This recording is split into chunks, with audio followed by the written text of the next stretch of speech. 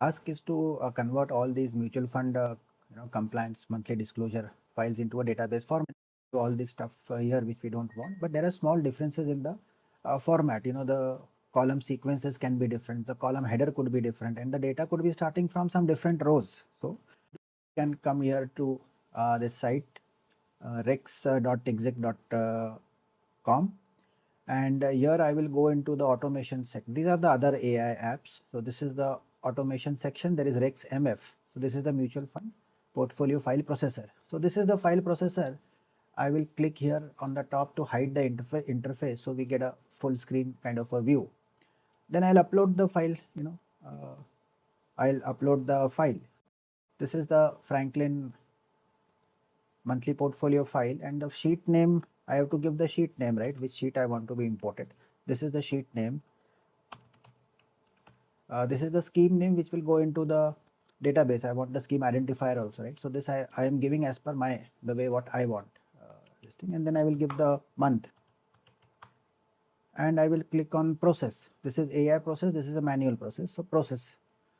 So now it is processing the file. Okay, this button has turned green, so I will say download. I open the file. So here I get the file in a nice pipe delimited format. So this is for one scheme has been imported. Now what's happening in the background and how do we validate the data? So what's happening in the background is these are the processing logs. So let's look at some of the logs. So in the background, I am sending it 15 sample rows, and with this prompt and all is there in the code that, look at these 15 sample rows and please tell me how the data is organized, where are the, which data field are its business, which column, and where data is starting from. So then it gets back to me with the answer. It gets back with saying the data is starting from row number 7, and your ISIN is in column number A, your instrument name is in column number B, market value is in column number E, and quantity is in D. So this I get, I am using OpenAI as well as Gemini, and I get it request. I'm using the structured output functionality so that I get it in a nice JSON format. This is then fed into, this goes into the import code, which then imports the necessary function, and then we get the file. Now, can AI make a mistake in identifying this thing? Yes, it can, right? It is not a deterministic model. So what happens? How do we do that? So let's take an example, and I'll say process.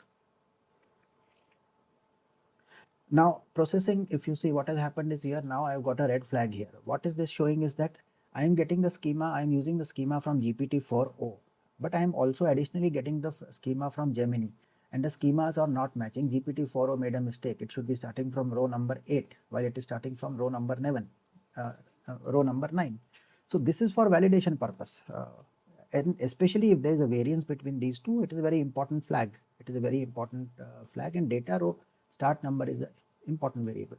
So now what I will do, I want to use this schema 8 and this schema, column C, B, F, and E. Your ISIN is in column number C, and instrument name is column B. So I will use the manual override here, and I will feed it the schema 8 C, B, F, E.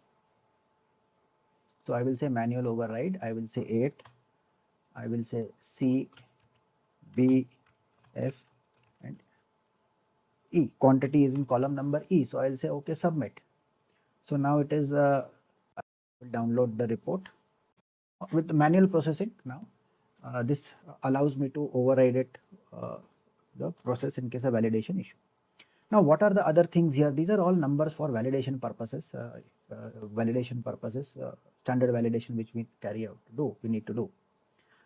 So this is the legend. So in case you want to understand this, I have shared detailed inputs here. What are all these three numbers? All numbers, but I will walk you through the total market value as per the text file that we downloaded. So this is the total market value as per the text file. You can validate that against Excel if required. This is a number of record, which is an important validation checkpoint. I need to ensure, like I showed you, we get the right number of record.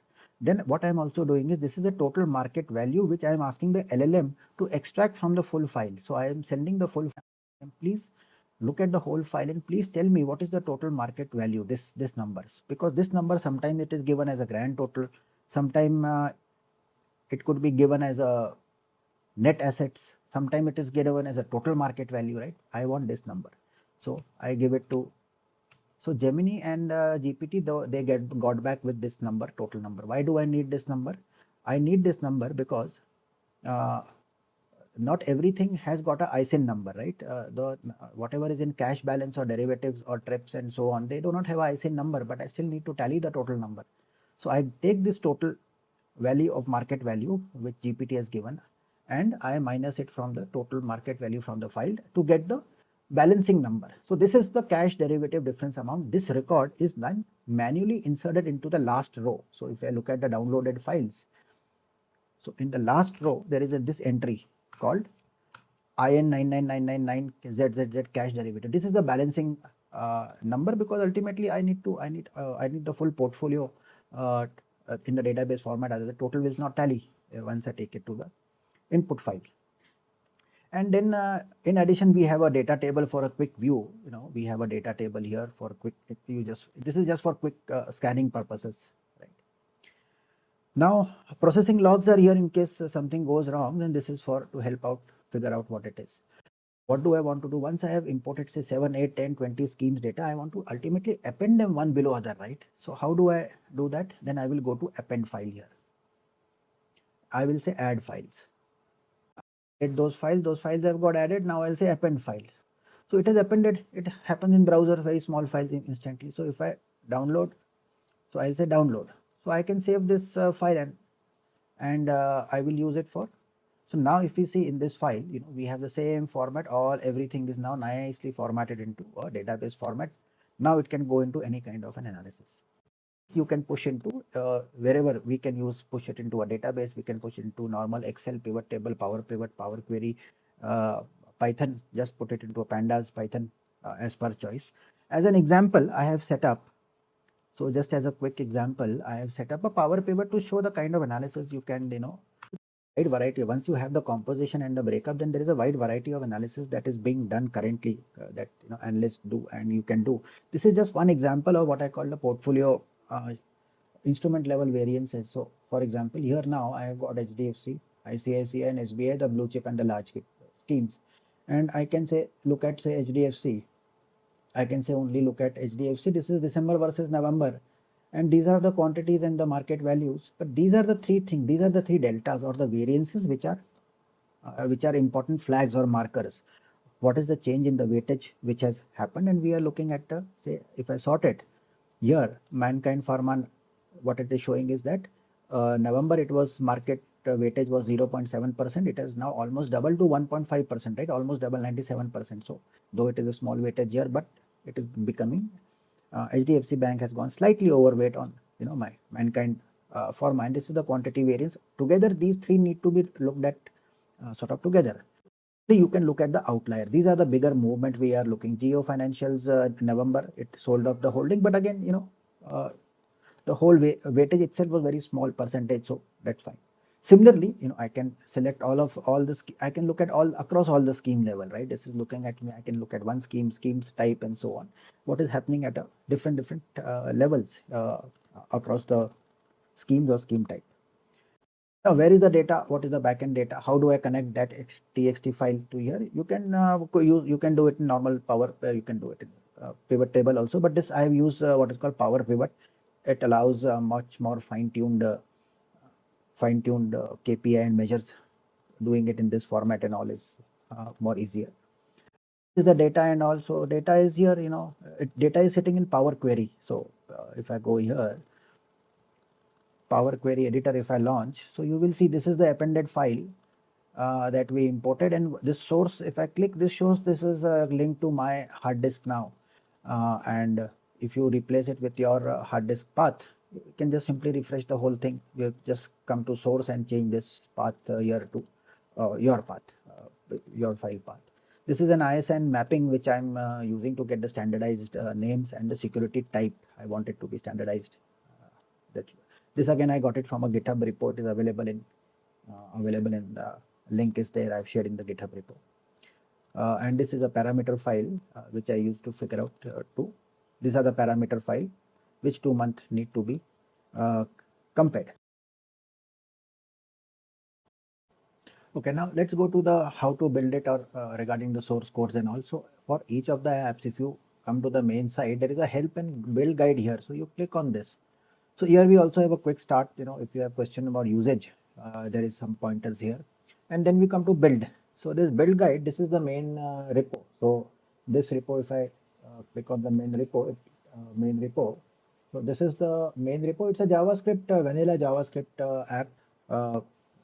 Config is kept in config.js, and here in the readme file I have also created a deployment guide and important points.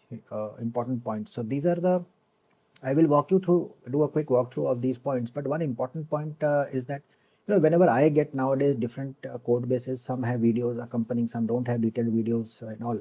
So for understanding this, I simply feed that. I typically tend to feed that into, this is the same code, I will simply feed it to cursor along with the readme file, and sometimes the video, I take the transcripts of it also and feed that, give that to it in the chat window. And then I will ask it to, explain it or walk me step by step, or ask it to tell me how a particular functionality is being done, or how do I modify a particular functionality, and so on. So that's the fastest, easiest way to modify, carry on changes, or understand granular detail about some of the pieces. Some things I will walk you through now.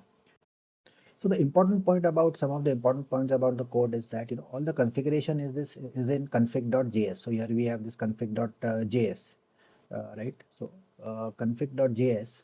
So these are the important configurations which are there. You can go and come and make the change for these parameters. So these parameters, what are these? So I have given explanation here. So OpenAI, this is the OpenAI model which I am using to get the structure and the market value. So I am using GPT-4o from OpenAI to get the structure, and I am using GPT-4o mini for the market value because I am sending the full file there. Here I am only sending the first 15 rows.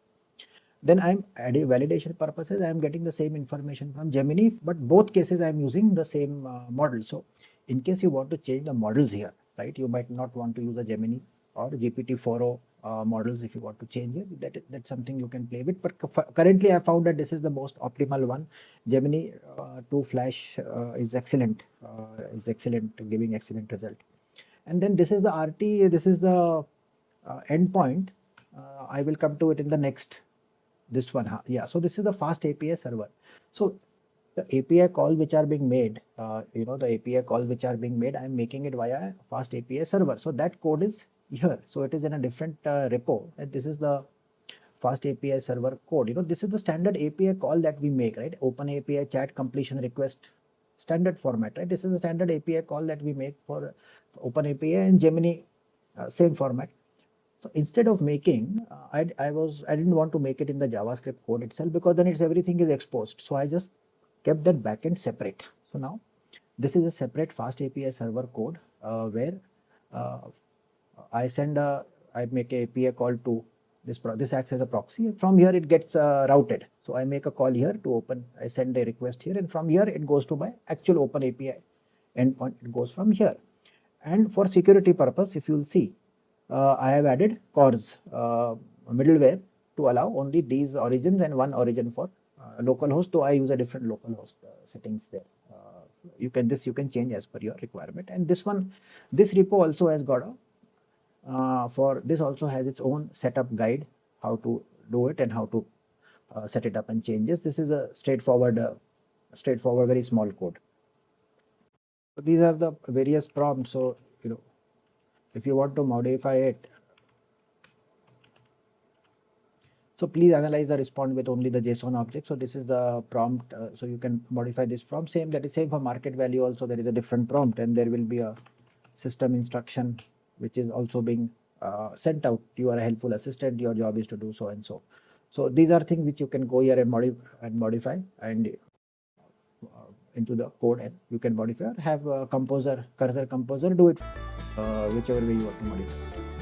So that's it. So those are the prompts, and then you deploy the application. I have deployed in Vercel. You can deploy wherever you would like to, your favorite hosting provider.